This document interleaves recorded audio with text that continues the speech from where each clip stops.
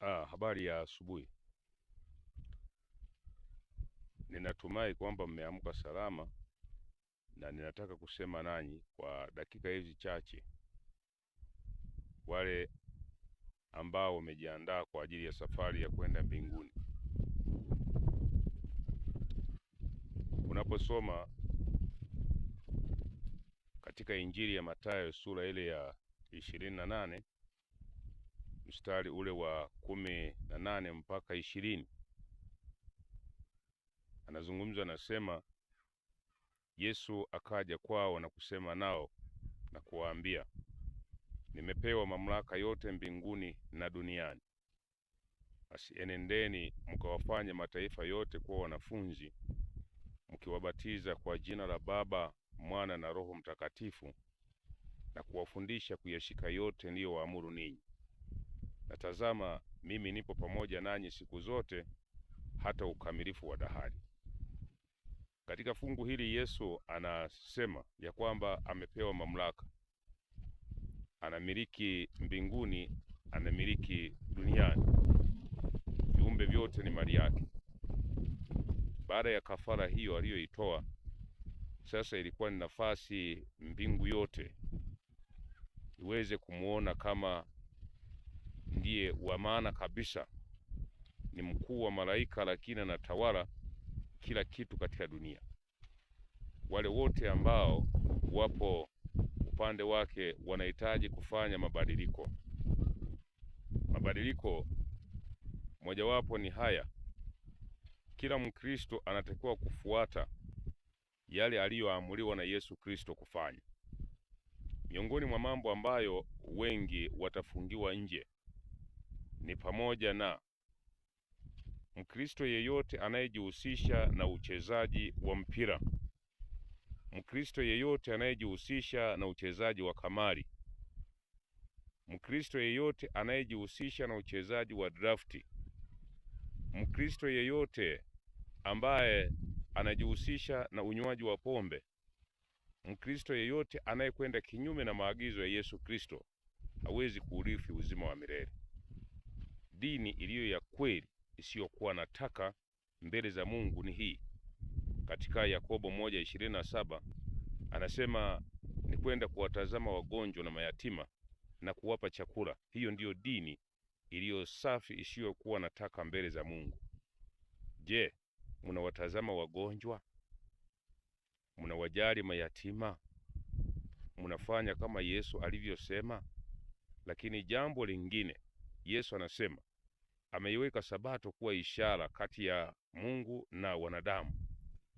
Katika amri 10 za Mungu sura ya 20 kitabu cha Kutoka aya ya 1 mpaka ya 17, kiachilia hizi zingine uje aya ile ya 8 mpaka 11, Yesu anazungumza, anasema, ikumbuke siku ya Sabato uitakase, siku sitafanya kazi, utende mambo yako yote, lakini siku ya saba ni Sabato ya Bwana Mungu wako.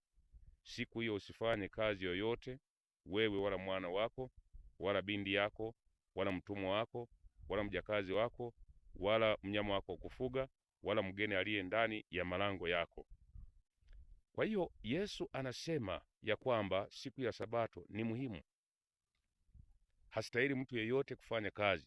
Katika zile amri 10, amri ya 4 inamtambulisha Mungu kama ndiye muumba. Siku ya Sabato ni siku ya ibada. Lakini Luka sura ya 4 aya 16 anasema akaenda Nazareti, hapo alipolelewa, na siku ya Sabato akaingia katika sinagogi kama ilivyokuwa desturi yake, akasimama ili asome. Ilikuwa siku ya Sabato, alisimama ili asome. Unaposoma katika kitabu cha Ufunuo sura ya 1 aya ya 10, anazungumza, anasema ya kwamba na mtume Yohana, nalikuwa katika roho siku ya Bwana, nikasikia sauti kuu nyuma yangu kama sauti ya baragumu. Siku ya Bwana ni Sabato. Hakuna siku ya Bwana nyingine zaidi ya Sabato. Na niwakumbushe, aliyebadilisha Sabato kutoka Jumamosi kwenda Jumapili ni Kanisa Katoliki. Ndio waliobadilisha. Vitabu vingi na ushahidi tunao, na wao wenyewe wanashuhudia ya kwamba wao ndio waliobadilisha Sabato. Kwa hiyo kusali siku nyingine nje ya Sabato, Jumamosi, ni uasi mbele za Mungu. ni uasi mbele za Mungu. Sasa ni waasi Wakristo wote duniani, wale wanaotumia katekisimu, amri zilizoandikwa kwenye katekisimu. Amekuandikia kwamba urejee kitabu cha Kutoka sura 20. Tafuta amri ya Sabato. Je, munayo kwenye katekisimu? Ndivyo alivyofanya kuiondoa amri ya Sabato ili muendelee kusali siku ya kwanza ya juma, siku ya Jumapili ambayo ni siku ya kazi tu. Lakini amri ya pili aya ya 4 mpaka ya 6 ambayo Mungu anasema usifanye sanamu ya kuchonga kwa mfano wa kitu chochote kilicho juu mbinguni wala duniani. Vitu hivyo anasema usije ukajaribu kuchonga Mungu kwa kuiga kinyago chochote ukakipigia magoti.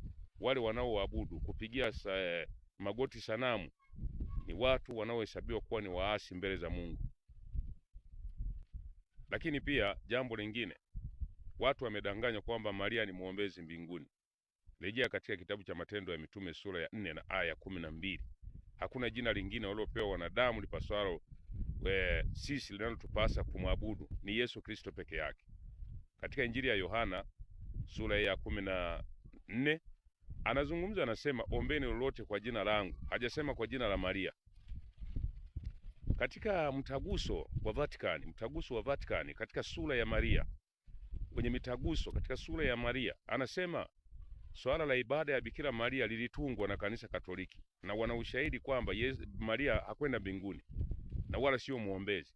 Chukua mtaguso, jisomee mwenyewe. Maria alikufa, hakwenda mbinguni. Kwa hiyo kitendo cha kumwabudu Bikira Maria ni uasi, ni kitu ambacho hakikubariki kabisa kwa mwanadamu kumwabudu marehemu.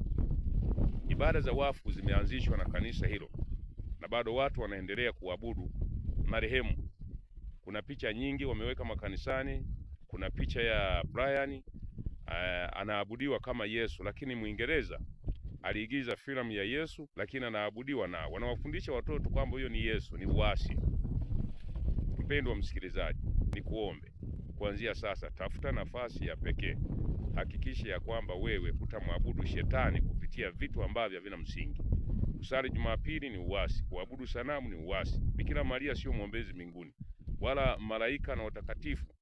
Hakuna kitu cha namna hiyo. Tumeambiwa jina la Yesu peke yake ndiye mwombezi wa wanadamu na ndiye anayekuja kuhukumu ulimwengu. Hakuna mwanadamu anayeweza kumuombea. Na taarifa tulizo nazo kwenye maandiko ni kwamba waliokwenda mbinguni wanatajwa. Kuna Henoko, kuna Elia, kuna Musa na Yesu mwenyewe. Hao ndio wanaotajwa. Kinyume na hapo hakuna majina ya watu wengine ambao wanatajwa na Biblia. Kwa hiyo katika kitabu kile cha Kumbukumbu la Torati sura ya 4 na aya ile ya 2 anasema msiongeze neno wala msipunguze katika haya ni waamuruyo. Usiongeze wala usipunguze. Kwa hiyo uwahoji wale wanaosema Maria mwombezi wa kuoneshe mafungu kwenye Biblia wapi imeandikwa. Hao ndio waongo na wadanganyaji wa siku za mwisho. Unaponisikia hivi, basi waambie na wengine. Sambaza klipu hii kwa kuwaelekeza watu. Hivi karibuni dunia inakwenda kushuhudia wanadamu wanakwenda kulazimishwa kusali siku ya Jumapili. Majimbo ya Marekani tayari yameanza kupitisha sheria. Baada ya kumaliza majimbo ya Marekani, kitakachotokea ni kwamba maseneta wa Marekani, bunge la seneta la Marekani wanakwenda kuipitisha sheria ya Jumapili ili iwe siku ya ibada kwa ulimwengu mzima. Kwa hiyo ni waombe wanaosali Jumapili, sasa mnakwenda kushuhudia ibada ya kulazimishwa ambayo hakusema Mungu bali ni mipango ya adui ili kuwatoa kwa Bwana, nanyi mumwabudu shetani. Asante sana kwa kunisikiliza.